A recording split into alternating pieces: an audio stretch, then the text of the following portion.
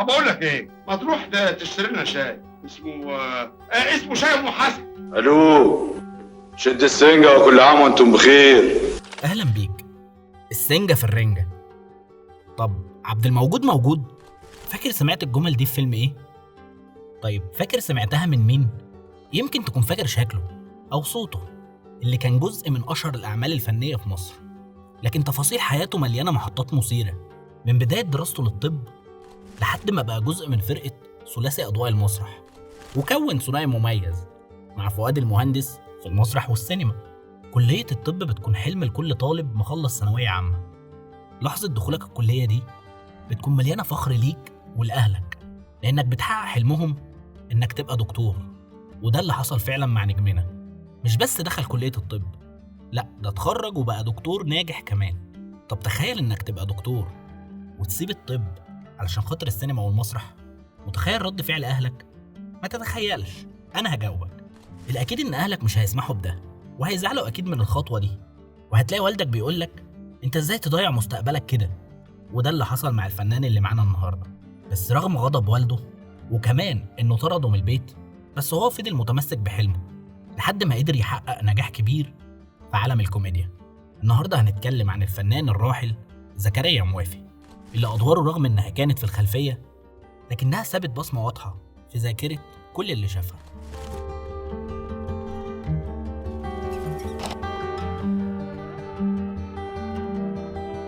لو أول مرة تشوفنا وعايز تعرف أكتر عن حكايات النجوم المنسيين وتعيش سحر الزمن الجميل، ما تنساش تشترك في القناة وتفعل علامة الجرس علشان يوصلك كل جديد.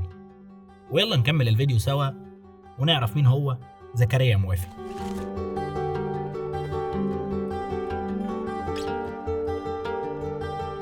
بوجه مستدير ولون بشرة قمحية بتعبر عن البساطة والتواضع.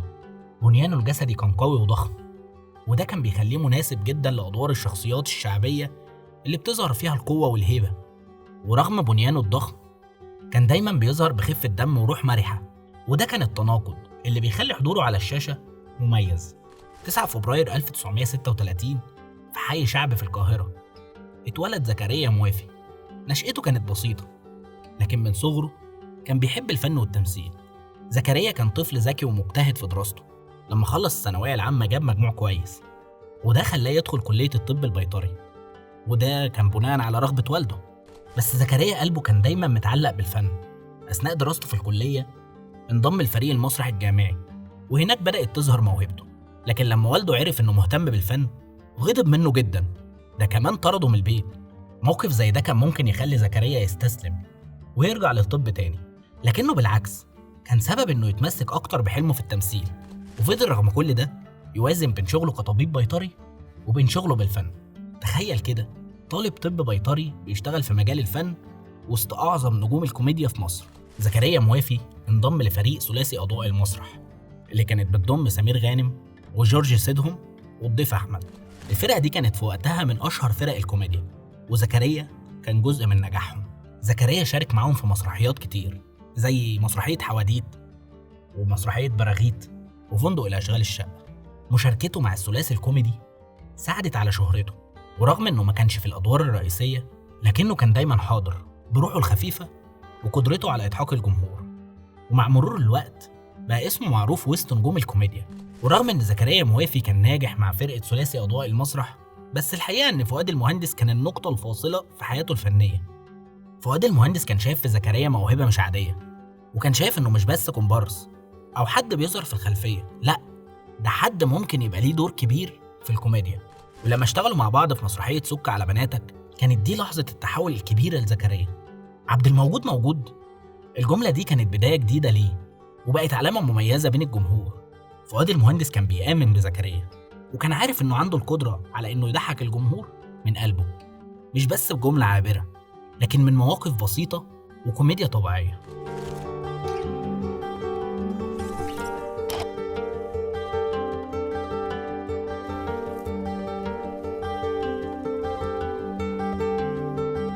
التعاون مع فؤاد المهندس فتح لزكريا الباب إنه يثبت نفسه كممثل كوميدي مش عادي، وخلى الجمهور يستناه في كل عمل جديد، وعرف يطلع منه أفضل ما فيه، وجعل منه نجم في أدوار كتير. رغم إنها ما كانتش بطولة مطلقة لكن مفيش حد يقدر ينساها.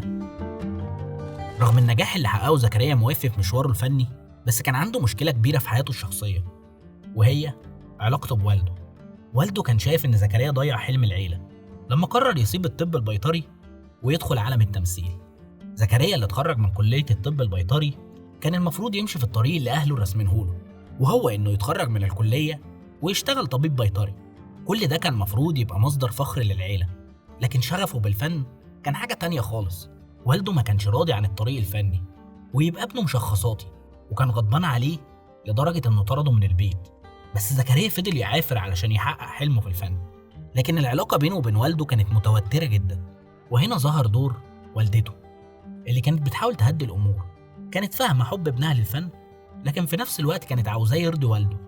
وبعد كتير من المحاولات قدرت تقنع والده إنه يسمح له يشتغل في التمثيل، بس بشرط إنه يفضل شغال كطبيب بيطري في نفس الوقت. زكريا وافق على الشرط واشتغل كمدير للشركة المصرية للحوم علشان يرضي والده، لكن عمره ما قدر ينسى شغفه الحقيقي بالفن. كان بيوفق بين شغله في الشركة وحلمه اللي كان أكبر من إنه يسيبه حتى وهو بيشتغل في مجال الطب. كان دايما بيستنى اللحظة اللي يقف فيها على خشبة المسرح أو قدام الكاميرا ويقدم أدواره اللي بيحبها.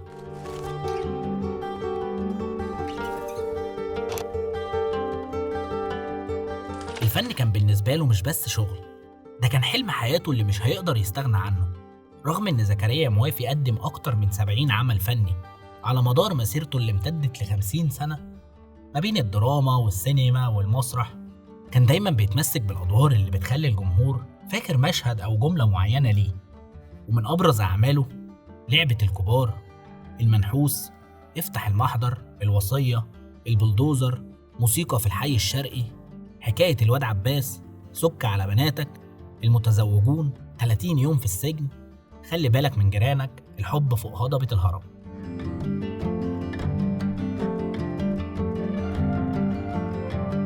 وزي كتير من نجوم الكوميديا، زكريا موافي كان معروف بجمل وإفيهات فضلت عالقة في أذهان الجمهور، زي الجملة اللي قالها في فيلم شنبه في المصيدة مع فؤاد المهندس، السنجة في الرنجة، ودي بقت من أشهر الإفيهات اللي بتتقال لحد النهاردة. وكمان جملته في مسرحية سك على بناتك، عبد الموجود موجود و6 كيلو كباب وكفتة. الجملة دي كانت سبب كبير في شهرته وسط جمهور المسرح. زكريا كان بيعرف ازاي يوظف جمل بسيطة لكنها مؤثرة جدا، وده اللي خلى جمهوره يحبه ويتعلق بأدواره رغم انها كانت بسيطة.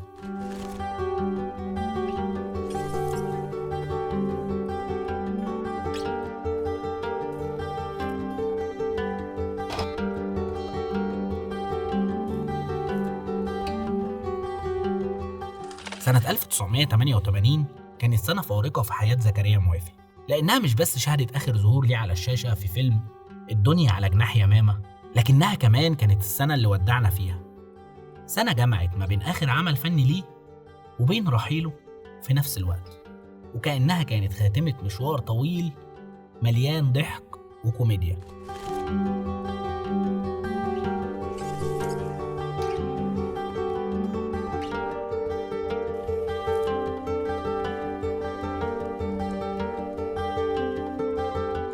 زكريا قدم آخر أدواره بحب ورحل في 2 يونيو 1988 بعد ما ساب بصمة مش هتتمحي من ذاكرة جمهوره.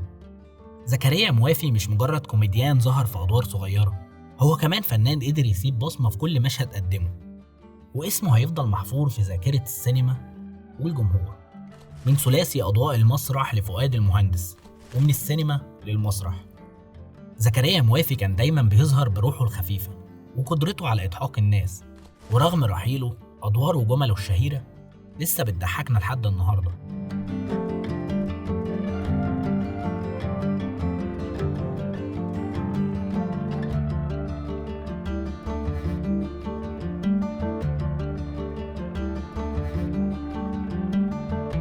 لو انت كمان فاكر مشهد أو إفيه للفنان زكريا موافي شاركنا بيه في التعليقات، وخليك دايما فاكر إن عبد الموجود موجود.